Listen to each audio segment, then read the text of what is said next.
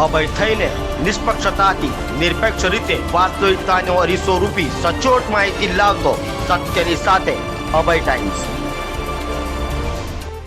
મિત્રએ જ મિત્રને વ્યાજે રૂપિયા આપી પઠાણી ઉઘરાણી કરી હતી। મિત્રની જ પઠાણી ઉઘરાણીથી કંટાળી યુવાને સુસાઇડ નોટ લખી આપઘાત કરી લીધો હતો, જેને લઈ પોલીસે પઠાણી ઉઘરાણી કરતા વ્યાજખોર મિત્રને ઝડપી પાડ્યો છે।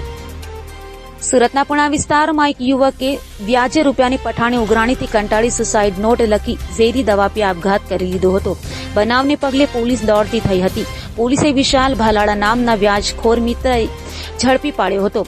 વધુમાં આપઘાત કરનાર ઋષિતે સુસાઇડ નોટ પણ લખી હતી અને મોત માટે વિશાલ ભાલાળા જવાબદાર હોવાનો ઉલ્લેખ કર્યો હતો। મિત્રએ જ વ્યાજના રૂપિયા માટે ધમકીઓ અને ગાળો આપતા આપઘાત કર્યો હોવાનું સામે આવ્યું છે।